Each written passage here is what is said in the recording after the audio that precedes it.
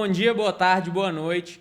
Hoje temos uma presença ilustre aqui no Em Família, doutora Marajane, psicóloga, mãe, professora e uma das principais autoridades no estado de Minas Gerais quando se fala de saúde mental e de justiça restaurativa. E eu tenho certeza que você está se perguntando o que é justiça restaurativa e ela vai contar um pouco mais sobre esse assunto hoje aqui para a gente.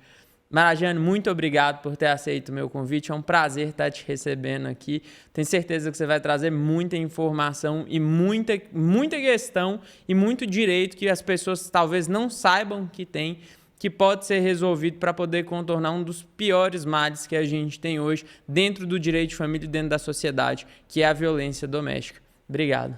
Eu que agradeço a possibilidade, de estar aqui falando de um assunto que é muito importante para mim. A justiça restaurativa ela está dentro dos métodos adequados de solução de conflitos, que vem justamente para ajudar o judiciário a lidar com temas que são tão complexos e tão difíceis de lidar. A proposta da justiça restaurativa é colocar as pessoas para conversarem num ambiente seguro, com o objetivo não é de fazer as pazes, não é de perdoar, o objetivo é restaurar as relações. Então, é muito importante que essas propostas venham de uma forma mais aberta à população e que as pessoas se interessem em conhecer, justamente porque a pessoa vai se implicar no processo. Então, nós vamos colocar as pessoas para refletirem sobre o ato em si da violência e essa pessoa ela vai ter a oportunidade também de ouvir a vítima do seu ponto de vista, porque muitas vezes o agressor ele não tem noção do que a pessoa, a vítima, passa diante de uma violência. Então, ouvir essas histórias, faz-se importante. Eu falo que a gente trabalha na justiça restaurativa com a contação de histórias, porque a gente vai ouvir as histórias das pessoas. Entendi. E você percebe que existe uma falta de conhecimento a respeito da questão, não só por parte da vítima, onde a gente tem essa possibilidade da denúncia, da busca de rede de apoio, de todo o suporte que hoje as pessoas não sabem, mas que o próprio Estado fornece para as pessoas, mas também desconhecimento por parte até mesmo do agressor, de não compreender, não existir essa questão educativa da população para ele não compreender o mal que ele fez e muitas vezes aquilo está enraizado até na cultura das pessoas, né? Sim. E nossa cultura, infelizmente, ela é uma cultura que vem e naturaliza a violência. E essa naturalização de achar que é assim mesmo, muitas vezes a mulher, por falta de conhecimento e, inclusive, conhecimento, às vezes ela não tem o conhecimento dessa rede de apoio que já existe em pleno funcionamento, então ela acaba concordando e acha que aquilo é normal, porque a violência a gente sabe que ela começa de uma forma mais leve e ela vai seguindo um ciclo em que ela tem a tensão e, a partir da tensão, ocorre o ato violento. E, logo depois disso, vem a chamada lua de mel, que é como se fosse o pedido de perdão. Não claramente, mas é tudo muito... É como se tivesse uma certa falta de compreensão por parte da mulher que aquilo é uma invasão de privacidade e que aquilo é uma violência. Inclusive, a violência psicológica ela passa muito despercebida. A pessoa, às vezes, não percebe que até o fato de ser chamada de louca, você é louca, de onde que você tirou isso? Jamais eu bateria em você, e às vezes começou com um empurrão, daí a pouco parte para um puxão de cabelo, daí a pouco vem socos. Então, isso fica naturalizado, porque vai numa crescente. E pela falta de conhecimento, às vezes, dessa rede de apoio que já existe, a mulher não denuncia. E, às vezes, ela não quer que o parceiro vá preso. Ela quer apenas que aquela situação não aconteça mais. Então, esse apoio e a justiça restaurativa ela vem justamente...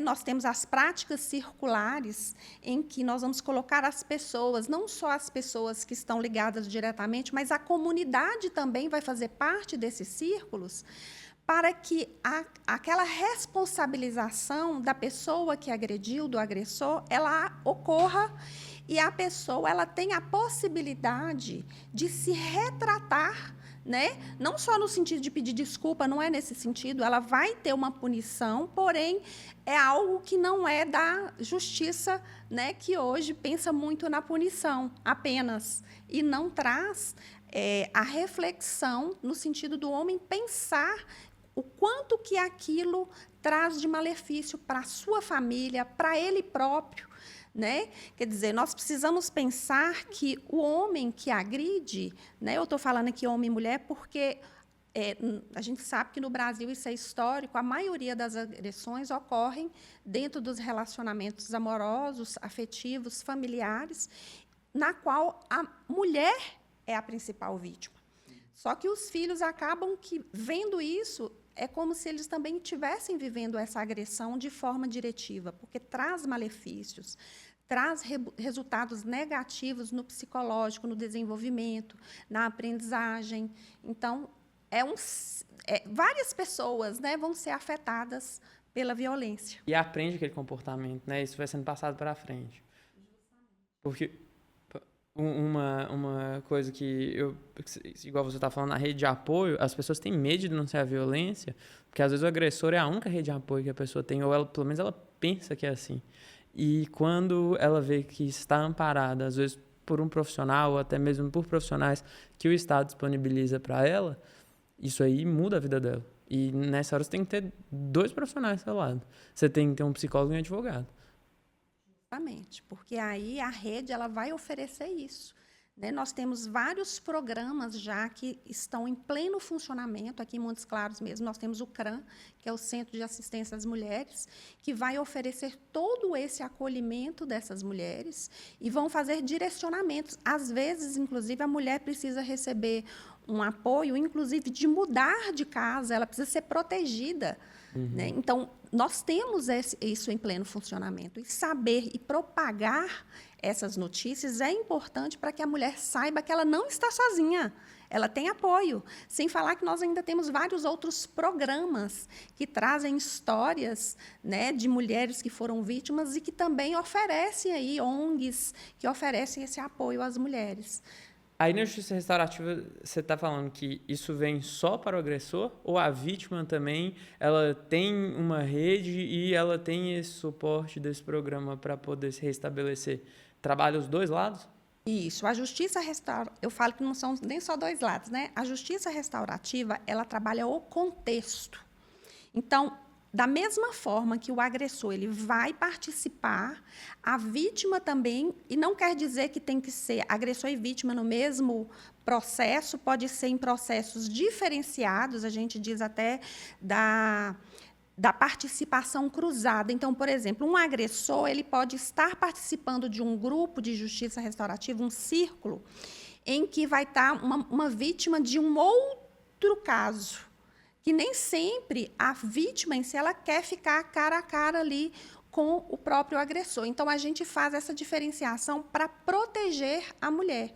Então, às vezes, o homem ele precisa ouvir de uma mulher o que ela passou, né? E aí, a gente, com a empatia, a gente trabalha várias técnicas de comunicação, de acolhimento, né? A comunicação não violenta, até para a pessoa entender o que aquela pessoa passou como vítima. Então, vai estar ali agressor, vítima e comunidade, né? Porque a comunidade também vai participar. E isso é muito importante para a comunidade também dar sequência, né? Não é só um momento, são vários momentos em que as pessoas vão ter a oportunidade de participar desses círculos de reflexão. Né? Então, já tem vários projetos no Estado que estão em pleno andamento. Os círculos reflexivos de homens, justamente, inclusive, alguns já acontecem no cumprimento da pena, mas aí a gente pode ampliar isso, como eu estou falando de contexto, a gente tem que crescer a aplicação desses círculos, inclusive nas escolas. Implantar justiça restaurativa, a própria mediação de conflitos dentro das escolas. Para quê? Para que a gente mude uma consciência social. A gente precisa mostrar para as crianças que o conflito ele existe para ser enfrentado e resolvido. Né? Então, seria uma forma da gente mudar a consciência, trabalhar já desde a educação. Então, em Belo Horizonte já tem essa proposta, né? Nós estamos pensando em ampliar isso aqui para Montes Claros, que é a implantação da justiça restaurativa com crianças e adolescentes, ensino, né? Aí os pequenininhos já aprenderem essa consciência de que o mal que eu faço ao outro, eu também vou estar fazendo a mim. Né? Colocar as crianças para serem conciliadoras e mediadoras de conflitos. Então, pensa que legal, às vezes tem um conflito, uma briga ali na escola, o próprio aluno, a própria criança, o próprio adolescente vai fazer uma mediação em que ele vai proporcionar conversas. Né? E o próprio círculo de justiça restaurativa também, a gente pode treinar os facilitadores para que isso seja aplicado e não traga mais danos, porque ainda tem isso. Tanto a justiça restaurativa como né, a mediação, a conciliação, precisa de profissionais capacitados. Eles precisam ser treinados, porque são temas muito sensíveis. São temas emocionais, que vai mexer com o emocional da pessoa. Então, o profissional ele precisa ser capacitado para ele não revitimizar a própria vítima, né? Colocar a vítima em situação mais conflituosa do que, às vezes, ela já estava. Então, o profissional ele precisa ser bem treinado. Exatamente. Aí a gente vai ter 2 pontos. Primeiro, falando sobre essa questão das crianças, é que como algumas crianças acabam sofrendo isso em silêncio, porque vem a mãe passar por uma situação de um abuso psicológico, vê, às vezes, o pai descredibilizando a mãe o tempo todo, e aquele relacionamento continua, ele começa a adotar aquilo como normal. E aí ele vai passar isso para frente no relacionamento dele, ou então, se for uma filha, ela vai aceitar isso dentro do relacionamento, pode até mesmo procurar um parceiro parecido com o pai, que não está fazendo bem para a mãe dela. Então, quando você traz a criança, que é o elo até mesmo daquele casal, para ele poder se tornar um mediador desse conflito, você consegue, às vezes, transformar aquela organização familiar, transformar aquela família.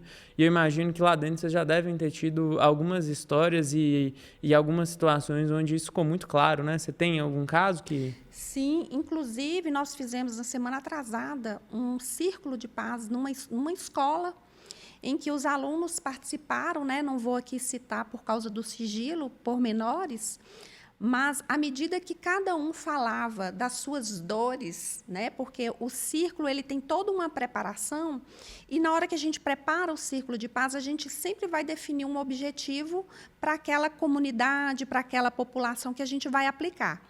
Então, como nós pensamos nessa questão da violência, a gente pensou justamente pedir para esses adolescentes refletirem acerca do sofrimento que eles têm em casa.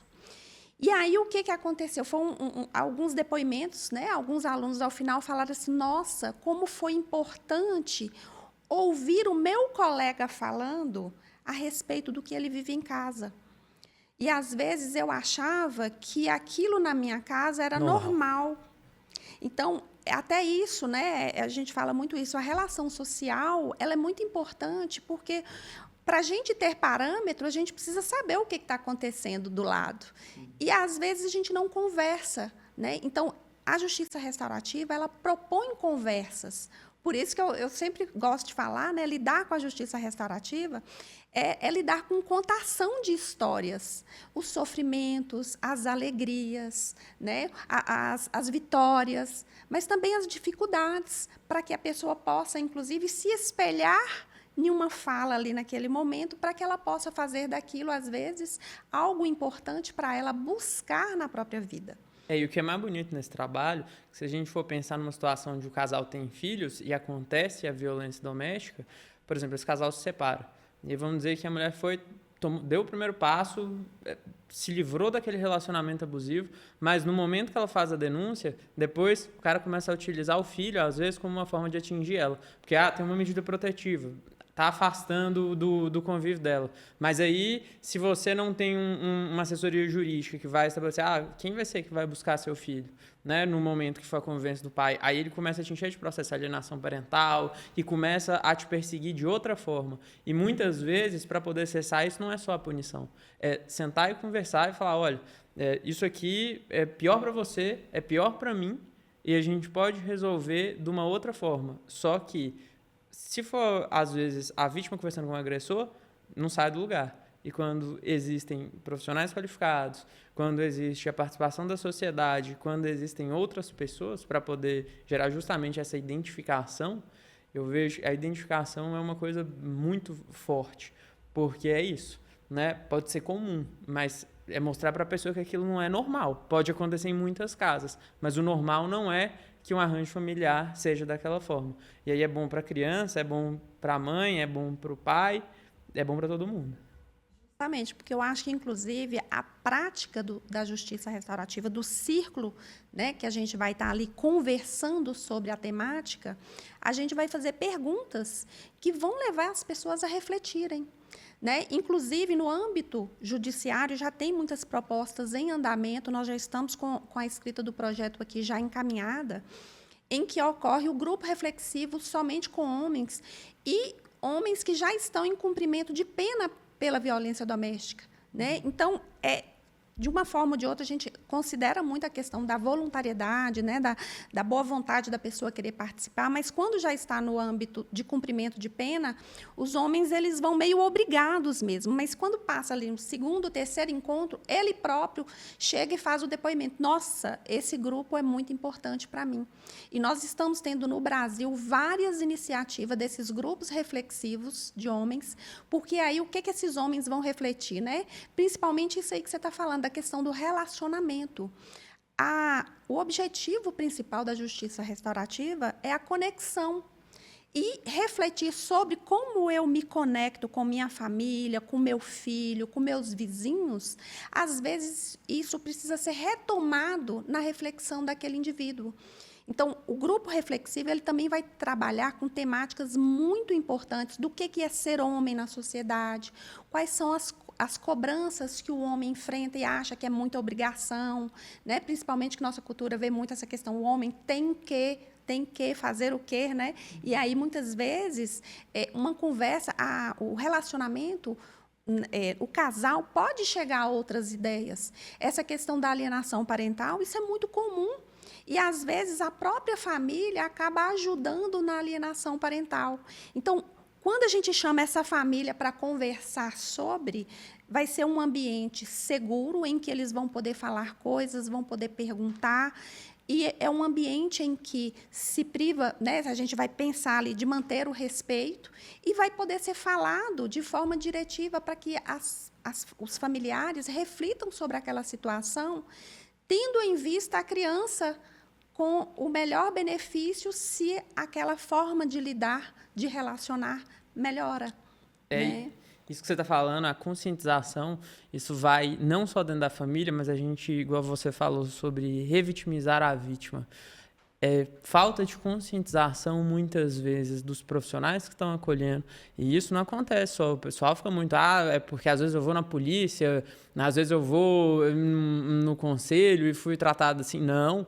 Quantas vezes já chegaram pessoas que procuraram profissionais particulares e ouviram absurdos desses profissionais justamente por falta de conscientização, às vezes profissionais gabaritados, qualificados tecnicamente, mas com esse tato para lidar com uma questão igual a violência doméstica, zero, né? Então, a falta de consciência da pessoa entender, e às vezes porque ela veio de um lar onde isso era comum, ela não consegue lidar com aquela situação. É claro que tem essa questão cultural, igual a gente falou, e tem gente de todo jeito no mundo.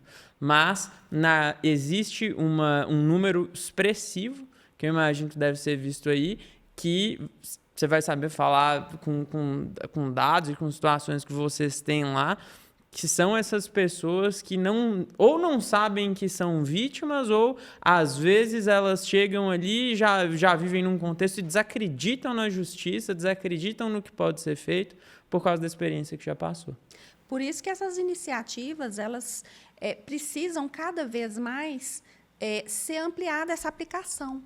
Porque a própria mediação de conflitos, hoje, a gente sabe que se faz necessário, porque junto, por exemplo, com a aplicação da justiça restaurativa, nós podemos fazer à parte uma mediação, né? Por exemplo, igual você deu o exemplo aí, né, que a família está ali muito conflituosa, às vezes o próprio profissional tem essa cultura de litígio, né, e a cultura dos métodos adequados de solução de conflitos, a gente preza pelo pacificação social, então nós pensamos grande, né? Nós não pensamos só naquele momento, então essa pacificação, a gente tentar ser mediador ali na conversa, para que as pessoas elas vão aprendendo aos poucos a conversar melhor, a lidar melhor com os conflitos. Não adianta negar o conflito, ele existe. Faz parte da condição humana.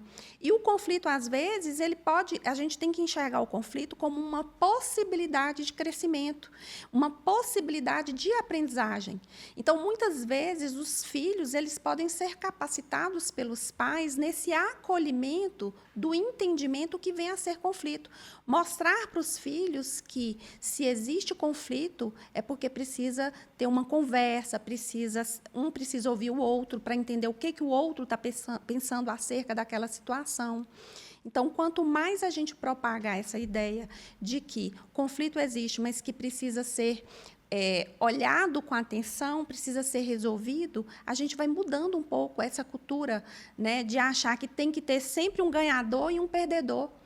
Né? Quer dizer, todo mundo pode ganhar, todo mundo pode ser ganhador. Né? Então, essa lógica ela tem que partir de cada um, e, aos poucos, a gente consegue ampliar isso com a conscientização. Falando isso do conflito, a justiça restaurativa ela só acontece depois do âmbito punitivo? É depois que já ofereceu a denúncia, depois que a pessoa já está sendo processada, cumprindo pena, que vem a justiça restaurativa? Ou isso pode acontecer no momento anterior? O melhor é que sempre aconteça, que não tenha um momento definido, pré-definido, vamos dizer assim. O ideal, por isso que eu falei da questão do contexto, né, da gente já trabalhar com a implantação antes, né, que as coisas aconteçam, porque a própria violência ela nos dá vários sinais de que ela vai desembocar em agressões, podendo chegar ali ao feminicídio. A forma como a violência se desenrola, ela vai nos mostrando qual que é o próximo passo. Então, se a gente age antes disso acontecer, nós vamos conscientizar mais e mais pessoas desse ciclo que ele pode, né, ter a explosão da violência em si, da agressão, e isso pode andar de uma forma que fique ali meio subliminar, que a pessoa não acha que não vai acontecer nada e ela ser vítima de um feminicídio. Quais são as red flags, esses sinais de alerta que você está em que provavelmente aquela pessoa está sendo uma vítima? Geralmente, a pessoa, igual eu falei, a pessoa ela vai sendo meio que manipulada. Né? Começa com pequenas... Tem agressores que usam, às vezes, expressões pesadas, né, de denegrir a imagem da mulher, de falar que ela não presta, de que ela não vai dar nada na vida. Né? Às vezes, vem de uma forma muito tensa, essa tensão aumenta e vamos imaginar que quase chega na agressão. Num próximo momento que esse ciclo volta a acontecer, em que começa essas agressões e que, né, aí no caso, por palavras, xingamentos, acontece a agressão física. Se já aconteceu, e aí muitas vezes é denegrir mesmo, às vezes colocar a mulher para pedir perdão, de joelhos, né, de falar que ela não sabe fazer nada, né, não vê uma valorização. E aí, quando acontece a agressão, às vezes isso pode ir para a lua de mel, que é o fazer de conta que nada está acontecendo, né? Então a mulher ela é tida como louca, ela não está percebendo, e muitas vezes ela também, por vergonha, por medo, e às vezes é por não saber mesmo. Ela não sabe que aquilo não é o normal. Pode desencadear aí outro ciclo de violência em que desemboque no feminicídio. E tem aquela situação que, geralmente, quando a pessoa está sendo uma vítima também e o outro está manipulando ela, ele vai dando pequenos toques de gentileza para poder tentar conquistar a vítima ali outra vez, falar, ei, não é bem assim, para que ela mesma comece a duvidar. Nossa, será que eu sou mesmo uma vítima? Será que eu que não sou errada dessa história? Será que ele só não agiu assim porque eu fiz isso, porque eu fiz aquilo? E aí a pessoa cai nesse ciclo vicioso de não conseguir sair daquele relacionamento abusivo, não conseguir procurar ajuda. Tem gente que não consegue nem sair de casa Porque a manipulação e a pressão psicológica é tanta que a pessoa está constantemente fragilizada. E essa manipulação, ela vai se naturalizando, né? Então, muitas vezes, a mulher chega e fala assim, mas é muito contraditório, ele é um ótimo pai, né? Mas ele é um péssimo marido. Espera aí, como é que esse contraditório dá um salto de ótimo pai para péssimo marido, péssimo parceiro? Espera aí, tem alguma coisa. Ele só é assim quando ele bebe. Isso, ele só é assim. Ele nunca me bateu, É. mas às vezes está ali cobrando da mulher situações em que tudo passa a ser uma obrigação dela, né? E não há uma partilha na divisão dos afazeres domésticos, porque às vezes essa partilha são mínimas coisas, né? São pequenos gestos, né? Porque a manipulação, ela vem às vezes devagar e depois ela torna totalmente exposta. Sim. Só que aí a mulher ela já não acha que é manipulação, ela acha que é assim mesmo. Por isso que é importante, né? Buscar, conhecer, conversar com pessoas que são treinadas para isso. E buscar orientação também, porque às vezes essa orientação vem de pessoas próximas, que às vezes não é nem um profissional, às vezes é um amigo mesmo, uma amiga que está ali perto, que pode, uma pessoa mais velha, que às vezes entende da situação e que vai esclarecer. Uma recomendação que você daria seria conversar com pessoas que gostam de você, então, seus pais, às vezes seus amigos, primos, irmãos, contar daquela situação e ver sobre a ótica do outro. Porque será que eu estou vivendo? Se você está com dúvida, por que não perguntar? Justamente. Perguntar não ofende, né? Pelo contrário. Quanto mais perguntas a mulher aprende a fazer, e essas pessoas próximas, eu falo que às vezes assim, você tem uma melhor amiga que você confia, tem alguém da sua família que você confia muito, que você respeita, vai lá e conversa, faça em forma de perguntas, porque às vezes fica com vergonha de falar que é ela mesma que está vivenciando, né? Mas vai ali, pergunta, até criar coragem para falar a verdade com alguém que merece ouvir essa vivência negativa. Porque, assim, eu falo merece ouvir, é porque, às vezes, as pessoas são tão amigas da gente que, às vezes, a gente não quer contar para não decepcionar. Uhum. Só que, se essa pessoa é nossa amiga, conte para ela, sim, pergunte, né? E pergunte também o que me ajuda, peça ajuda. Sim. Um dos principais medos que as mulheres têm quando elas vão fazer esse tipo de denúncia é ficar desamparada. Sair daquele relacionamento e ficar completamente desamparada. A gente vê que a lei vem evoluindo para poder garantir, por exemplo, um direito de você tá numa casa e aí a casa é sua e do seu ex-companheiro. E aí você não precisar de pagar aluguel para ele, poder continuar na casa, mesmo afastando ele, guarda em favor da mãe que foi vítima de violência doméstica. Então, claro, tem muito a evoluir, principalmente nessa parte de conscientização, mas o que você vê que acontece depois que a pessoa dá esse primeiro passo em rumo à libertação? Você vê que a vida dela tende a piorar de fato, a vida dela melhora e, na verdade, aquela pressão que ela vinha sofrendo com aquelas ameaças de você vai ficar sem nada, você vai ficar no olho da rua, você não vai conseguir nada, isso aí não passa de um mecanismo de defesa do agressor para continuar mantendo a vítima dentro de uma esfera de manipulação. Isso é uma manipulação que torna a mulher refém, né? Por isso que hoje a gente trabalha muito com a questão do empoderamento feminino, que perpassa, primeira coisa, informações jurídicas. Ela precisa ser letrada juridicamente para ela entender que a coisa não é só daquele jeito que o homem está ameaçando. Você vai ficar sem nada. E, às vezes, são ameaças muito sutis, né? No sentido assim, olha, você acha que seu filho vai para o cinema? Você acha que seu filho vai ter a comida que ele merece? Né? Quer dizer, são ameaças muito sutis que, para a mulher, faz toda a diferença. Né? E hoje a lei já vai estar aí, né, agindo de forma mais efetiva em relação aos direitos da mulher. Né? Não é só pela fala do homem, por isso que eu estou falando, vá buscar. Né? E esse empoderamento, ele vem, primeiro, perpassa essa questão da informação, segundo, trabalhar com a mulher formas de subsistência mesmo, para que ela possa buscar. Né? Tem muitas mulheres, inclusive, que dão depoimentos, depois que elas falam assim, que elas achavam que elas não eram capazes de produzir nada, tipo assim, não sou capaz de me sustentar. E como elas conseguiram denunciar, foi né, passou por todo o processo, conseguiu se livrar daquele relacionamento, ela fala assim, hoje eu vivo muito melhor com o que eu produzo do que o que eu vivia com o meu ex-parceiro. E agora, como psicóloga, o que você vê que leva a pessoa a essa crença limitante dela pensar que não é capaz de fazer as coisas, dela não seguir adiante? Você vê que é essa manipulação que ela sofre? Sim, e tem muitas questões também do que a gente aprende, né? Desde criança, a mulher ela aprende muito essa questão assim, que ela tem que ser casada, ela tem que ter um parceiro, ela tem que cuidar o tempo todo, né? E muitas vezes essas crenças elas vêm de forma muito sutil. Por quê? Porque a gente aprende dentro da nossa família. Né? Por exemplo, tem famílias que têm casais que vivem em extrema violência e não separa, por quê? Porque na minha família ninguém separa. Isso é uma crença limitante. Quantos, né? Pesada. Quantos não assim? Pois é. E aí, assim, peraí, eu não separo, mas eu vivo no inferno astral ali o tempo todo. E, às vezes, com agressões já efetivadas. Ai, mas eu não posso separar. E, às vezes, vencer isso também não é fácil. Por isso que, às vezes, as pessoas também precisam de um acompanhamento psicológico.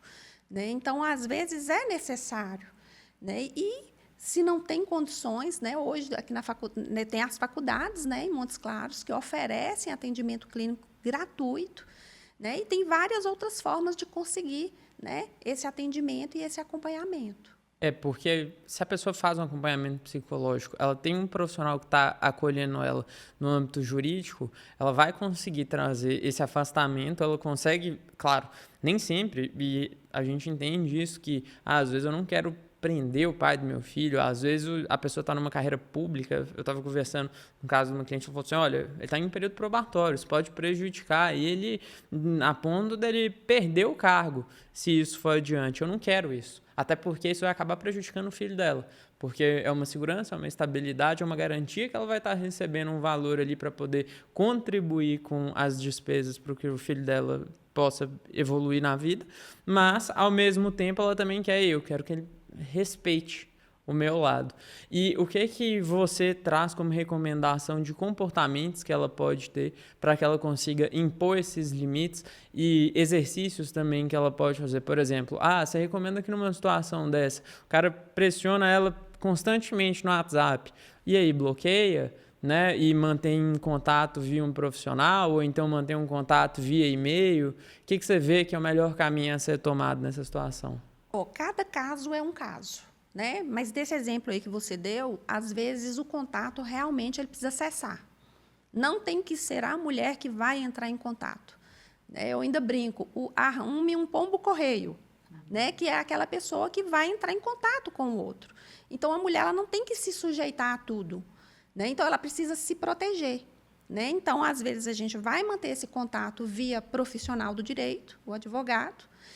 Caso não tenha essa pessoa disponível o tempo todo, pode ser alguém da própria família, ou às vezes um amigo. Olha, o combinado vai ser que o contato entre vocês vai ser através de fulano de tal. Né? Então, assim, a mulher ela pode não querer conversar com o ex-parceiro. Né? Justamente, ela precisa se proteger. Inclusive, nem problemas legais ela vai ter, porque se mantendo com o dever de informação, não pode deixar o pai às escuras, mas mantendo com o dever de informação, ele tem que respeitar seu espaço. Né? Ele tem que saber que o vínculo que liga vocês é o filho de vocês, se vocês tiverem filho. Mas se não tem ou se não diz a respeito do assunto do seu filho, ele não tem que saber a respeito de onde você vai, o que você deixa ou não deixa de fazer, com quem você está. Isso aí é um direito seu de manter sua privacidade e ter sua liberdade. E outra coisa que a gente precisa tratar é as mães também. É importante que elas levem seus filhos para esses acompanhamentos. Até para entender, às vezes, uma coisa que eu vejo muito lá no escritório é: meu filho está com resistência de ir com o pai. Isso pode se dar, muitas vezes a gente vê às vezes o pai não é presente, então a dificuldade da criança de reconhecer, mas muitas vezes por causa da separação.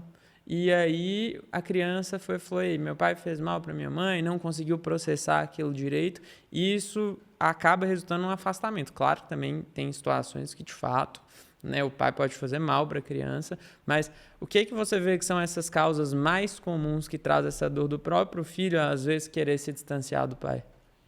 Aí vai depender do que essa criança viu, né? Do que ela vivenciou.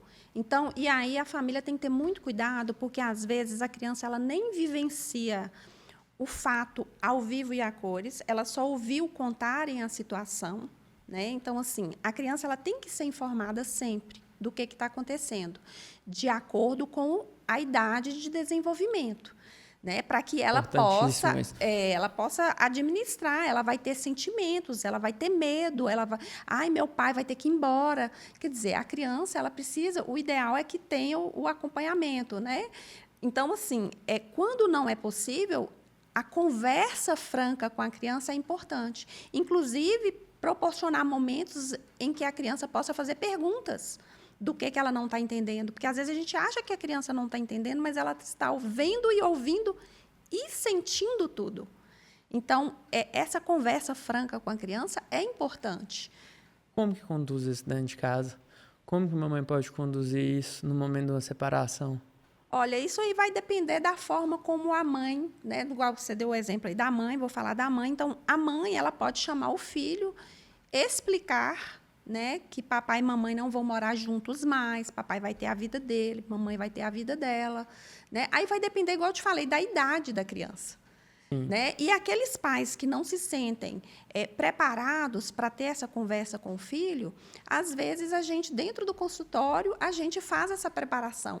Porque aí a gente pode levar o pai ou a mãe da criança com a criança e a gente ter uma conversa ali de uma sessão de terapia de família.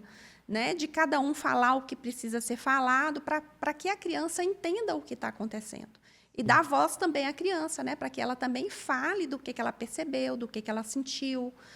Né? Então, nós temos que proteger as crianças daquelas vivências muito negativas.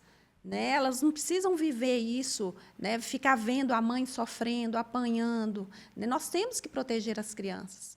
Agora, quando acontece, né? Essa criança ela precisa ser olhada. Porque, igual você falou, né, assim, a questão da repetição, ela vai achar que aquilo é uma forma de afeto. Né? Ela acha que aquilo é uma forma de expressar. Ela pode deturpar a situação. Quando você trouxe aquela questão da criança como um mediador, ou do adolescente como um mediador de um conflito, mas agora a gente entra nessa questão de a gente não pode levar o problema, vamos dizer assim, esse sentimento negativo para a criança. Mas como que a gente conseguiria conciliar esses dois pontos? Olha, até esse ponto aqui pode ser apresentado, mas quando você for levar para o lado de tentar negativar a outra pessoa, diminuir a imagem dela, aí já é uma coisa que deve ser afastada. Às vezes, apresentar... Então, assim, a conclusão que eu chego, me corrija se eu estiver errado, quando você for apresentar isso para uma criança, para um adolescente, muito dele poder participar de como resolver a situação. Vai passar esse final de semana na casa de quem? Como é que está sendo lá? Lembrar das responsabilidades. Mas nunca de falar assim, seu pai é isso, seu pai é aquilo, ou sua mãe é isso, sua mãe é aquilo. É nesse sentido? Isso. Principalmente porque aí vai denotar uma situação de alienação parental. Exato. Então, assim... cada um vai ter seus defeitos? Vai. Mas isso precisa ficar falando sobre esses defeitos do outro com o filho? Espera aí. E isso, inclusive, para filhos adultos, que tem pais que ficam usando o filho para falar: mas seu pai está difícil, seu pai não entende, seu pai é chato.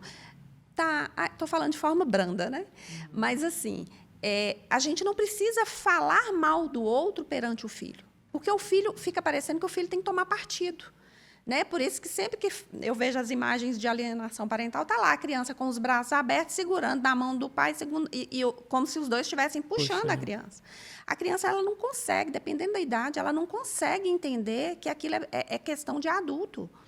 Ela vai ouvir e ver o que está acontecendo de uma forma em que ela própria pode criar uma teoria na cabecinha dela, ali, dependendo da idade, né, 5, 6 anos, de achar que aquilo é muito pior do que ela está vendo. Então, por isso que é importante a gente ter o cuidado, né, de falar, mas não precisa falar mal do outro perante a criança. eu sei que vamos imaginar que eu sei que o parceiro tem os defeitos, mas eu preciso falar com a criança? Para quê?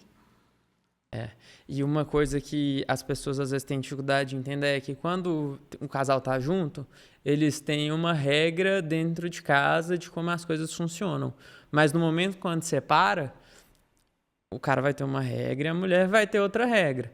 E aí, às vezes, uma dificuldade que eu vejo que as mães têm de compreender é quando tá na casa dela, a rotina é de uma forma. Quando está na casa do pai, a rotina é de outra forma. Claro que tem que ser respeitado também questão de segurança, né? Questão de escola, alimentação, algumas coisas. Vamos dizer, seu filho tem uma necessidade especial, porque é claro que ele não vai comer a mesma coisa. Às vezes o pai é mais permissivo, né? Às vezes, normalmente é porque como a mãe fica, no momento de separação, a mãe fica com a maioria das responsabilidades, ela que fica como a chata na história. Que ela que tem que impor o limite, ela que tem que falar, não pode ficar comendo doce o tempo inteiro. E como o pai fica geralmente no final de semana, aí pode tudo. Aí é festa, é doce, e essa parte, e às vezes a criança tem um pouco de dificuldade de compreender. Mas as mães também têm um pouco de dificuldade de compreender que as regras vão mudar um pouco de uma casa para outra. Isso é normal. Isso, e aí, dependendo do caso, porque o que acontece? Às vezes, essa situação é tão discrepante que gera grandes conflitos. Isso. Piora a situação. Então, nesse caso, cabe a sugestão de uma mediação.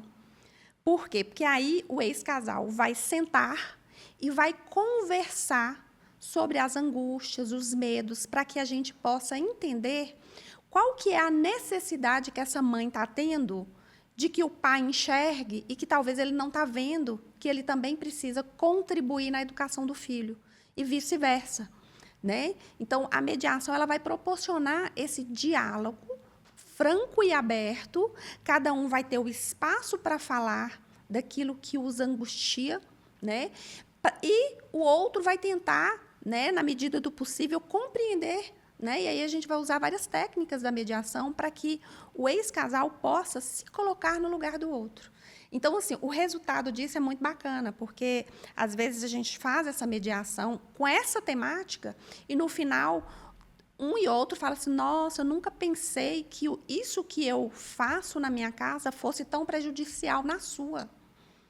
E aí há uma redefinição, há uma possibilidade de um e outro compreender o que o outro passa. Né? Porque, às vezes, vem muito aquela questão do julgamento também. O pai dá um sanduíche, às vezes, está levando o filho para passear. Se a mãe dá o sanduíche, fica parecendo que a mãe é desleixada. Tem muito também juízo de valor em relação às próprias ações que um e outro têm. Né? Por isso que esse diálogo, às vezes, ele precisa acontecer em determinadas fases do divórcio. Sim. E no momento da separação, eu vejo que, principalmente quando existe uma discussão financeira, às vezes o pai ele se faz mais presente até por causa da questão financeira, por causa do valor de pensão que vai ser atribuído ali se ele não se sumir nesse momento. Mas quando você constrói esse tipo de solução, quando se chega a um acordo, a probabilidade dele continuar cumprindo aquilo, porque afinal de contas ele também participou daquela construção, acaba sendo muito maior. Porque quando é impositivo, você tem uma situação ali que às vezes ele vai falar, vou cumprir aqui enquanto está tendo processo, mas depois para, né?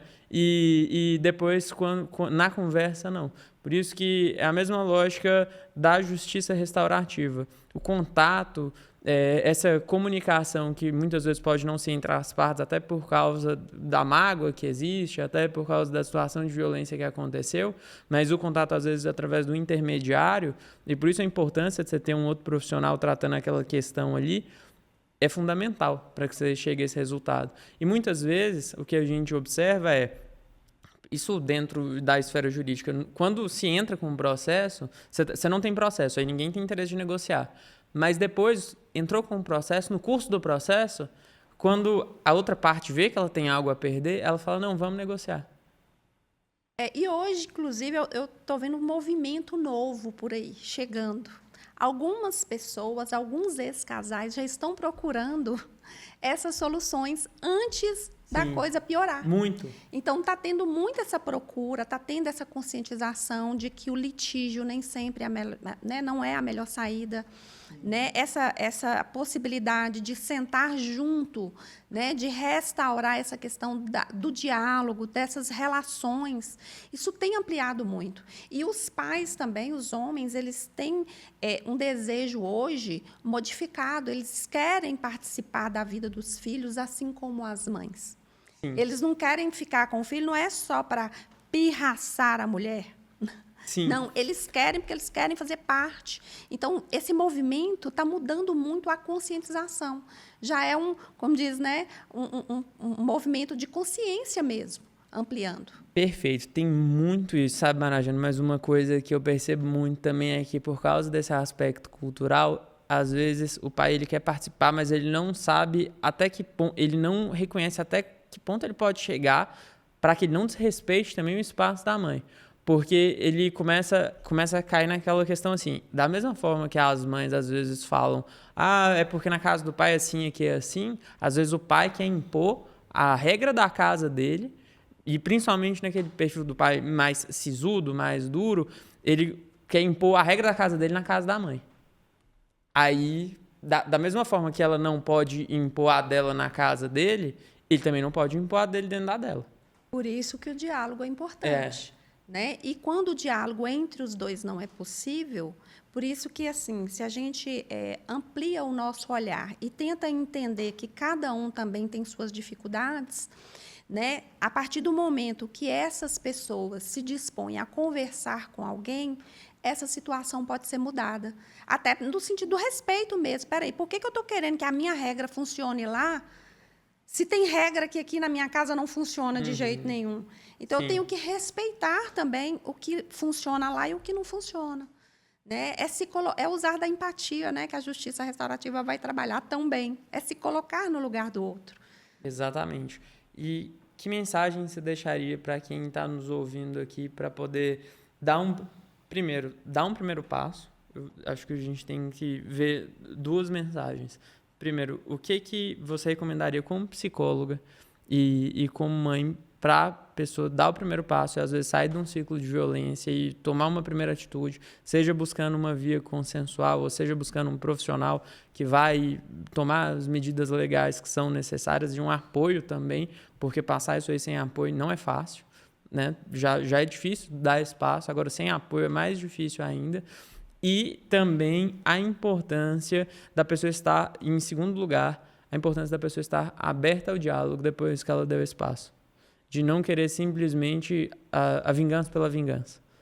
Bom, minha mensagem é que as mulheres, que elas possam ter espaço para cuidarem delas mesmas. Eu acho que é o primeiro passo, se autoconhecer. Para que ela possa, né, crescer profissionalmente, como mãe, como dona de casa, seja na área que ela quiser. Né? Que ela se autoconheça, que ela se permita entender o que se passa nas emoções dela. Para que ela possa fazer escolhas que, às vezes, são duras, são difíceis, mas que precisam ser feitas. Né? E que, nesse segundo momento, que, às vezes, ela conseguiu, né, sair de um relacionamento tão danoso para ela, que ela possa se acolher e crescer junto com essa busca que ela se propôs. E pensar que sempre o que ela tem que entender que o que é bom para ela vai ser bom para o filho também. Então, ela precisa ampliar esse olhar e, principalmente, buscar ajuda. Busque ajuda. Se não perceber que não está bom, busque ajuda. Independente se é um profissional ou não, né? Mas que busque ajuda. Nós temos aí vários, né? A questão da rede hoje funciona. Procure ajuda na rede. Né? Se não sabe onde, vai lá no CRAS, pergunta. Né? Onde que eu posso achar ajuda para esse tipo de demanda? Né? Então, assim, não cruze os braços. Abra os braços para que as coisas venham até ela, né? Para que a mulher possa vencer, né, essas dificuldades, né? Que já está tão difícil a vida, ainda mais com violência, fica mais difícil ainda. E sozinho? E sozinho. Mais difícil né? ainda. Então, buscar ajuda mesmo. Pessoas é o que, de fato, vai conseguir te tirar dessa situação e transformar a sua vida. Pessoas para te apoiar dentro dessa questão da violência, pessoas para poder te fazer superar os traumas que você já passou, pessoas para poderem te ajudar a se realocar dentro do mercado de trabalho e poder voltar a ter o plano de vida que você muitas vezes tinha antes e pausou para poder entrar no projeto da construção de uma família. A questão é, ninguém tem garantia de que um relacionamento vai dar certo, ninguém tem garantia de que às vezes aquele projeto de família ele vai ser exitoso. Como qualquer projeto pode dar errado.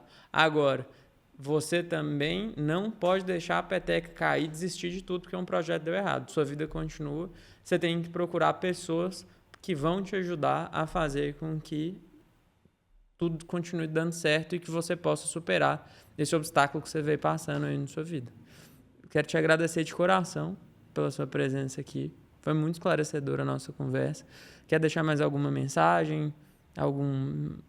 Eu quero agradecer, né, a oportunidade, né, e vamos nos abrir mais a essas formas que estão surgindo, né, de resolução de conflitos. Esses métodos adequados de solução de conflitos estão vindo com tudo. Então, vamos acolher essas novas formas, né, propostas aí ao judiciário, que a gente possa resolver os conflitos de forma mais apaziguadora. E como que a gente pode te encontrar nas redes sociais? É o @MarajaneLoyola, né, meu Instagram. É isso aí, gente. Marajane Loyola aqui no Infamília. E não deixe de ir no Marcondes Madureira DV e Marajane Loyola, porque a gente está esperando vocês lá nas redes sociais. Obrigado e um beijo.